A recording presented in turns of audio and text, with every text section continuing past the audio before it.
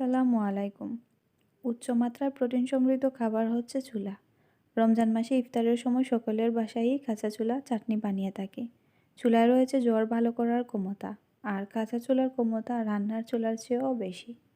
এছাড়াও কাঁচা চুলা ডায়াবেটিস, রক্তচাপ নিয়ন্ত্রণ করে, মেরুদণ্ডের ব্যথাও দূর করতে সহায়তা করে। আমরা সবাই কম বেশি চুলা খেয়ে থাকি বিভিন্নভাবে। কেউ কাঁচা খেতে ভালোবাসি, আর কেউ বা চুলা রান্না করেও খেয়ে থাকি। হ্যাঁ, আজকের পর্বে আমি আপনাদের দেখাবো কাঁচা চুলার সালাদ বা চাটনি বানিয়ে, আমরা যে যাই বলি না কেন। আশা করি আমার আজকের ভিডিওটি আপনাদের ভালো লেগে থাকবে। ভালো লেগে থাকলে আমার চ্যানেলটি সাবস্ক্রাইব করে আমার পাশে থাকবেন। তো চলুন দেখে নিই কীভাবে বানাবো কাঁচা চুলার সালাদ। তার জন্য আমি এখানে নিয়েছি আধা কাপ পরিমাণ চুলা। আমি এটাকে সারা রাত পানিতে ভিজিয়ে রেখেছি।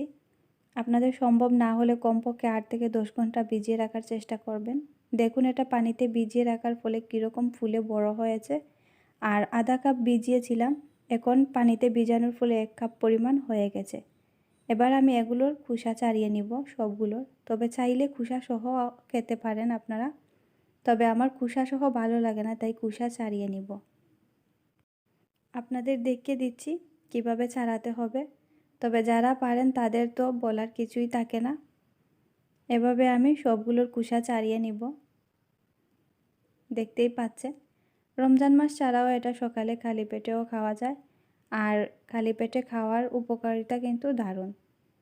তো এভাবে আমি সব ছিলে নিব একটু সময় নিয়ে।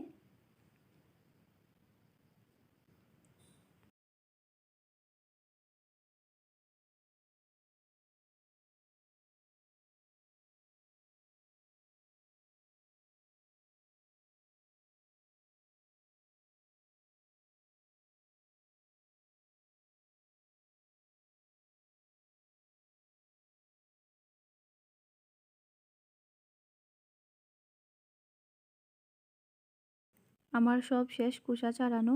এবার এগুলো ভালো করে ধুয়ে দিয়ে দিচ্ছি এতে স্বাদ মতো লবণ, ছোটো সাইজের একটি পেঁয়াজ ছোটো ছোটো করে কেটে, কাঁচা পাকা কাঁচামরিচ 2টি পাকা নিয়েছি দেখতে সুন্দর লাগবে এর জন্য।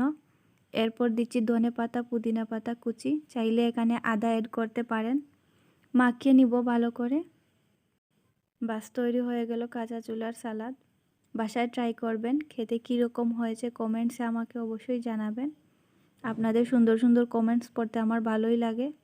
সবাই ভালো থাকবেন, সুস্থ থাকবেন। আল্লাহ হাফিজ।